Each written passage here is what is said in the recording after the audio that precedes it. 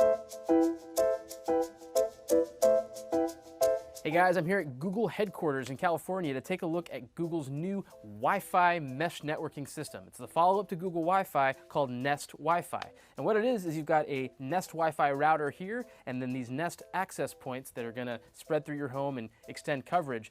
Now the neat thing about these Google Nest Wi-Fi points that you're going to spread about your home, aside from the fact that they come in 3 colors, that's snow and mist and this is sand, is you can see each one actually doubles as a Google Assistant speaker. You've got the mute switch there, you've got the speaker grill here at the bottom, and the microphone holes up at the top. So just like a Google Home Mini or the new Nest Mini, you can talk to one of these things, ask the Google Assistant to control your smart home, to tell you the weather, tell you a joke, and also do new things like ask for a speed test and how fast your network's running, ask it to pause the internet to some of the devices in your home, or maybe a group of devices you've allocated for your kids. So if your kids are misbehaving and you want to pause the Xbox and the phone that they use, you can do that with a single voice command here.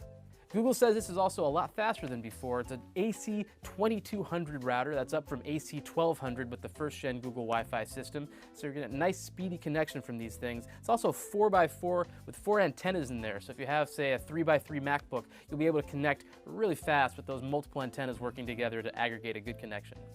As for the router itself, it is not a Google Assistant speaker, but it does function as the base of the system, and it'll cover about 2,200 square feet on its own. Make that 3,800 square feet if you add in a single extender, and you can build from there, obviously. That's the whole idea of this thing, is to spread Wi-Fi through your home in a way that just kind of works wherever you go.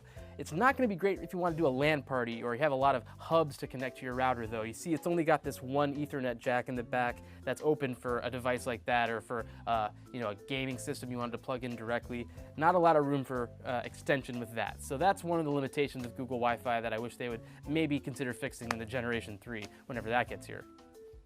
Now, Google also tells us that the new Nest Wi-Fi system is totally backwards compatible with the existing Google Wi-Fi system. So if you already have that first-gen Google Wi-Fi setup in your home, you can just get a single one of these extenders, these Nest points, and you can connect it with your existing system. You don't need the new router. Now, the big sales pitch with Google Wi-Fi and now with Nest Wi-Fi is that Google's done a lot of work really testing these things out to figure out all the different variables that might impact your connection. It's going to pass you off from the 2.4 to the 5 gigahertz band automatically. It's going to learn about your home, and it's going to give you tutorials as you set up to help you get the best possible signal strength. It's just designed to make your Wi-Fi work really well in your home without a whole lot of thought need to be put into it on your end. We liked Google Wi-Fi a lot when we tested it out 3 years ago, and we're going to test this one out pretty soon and let you know how it does.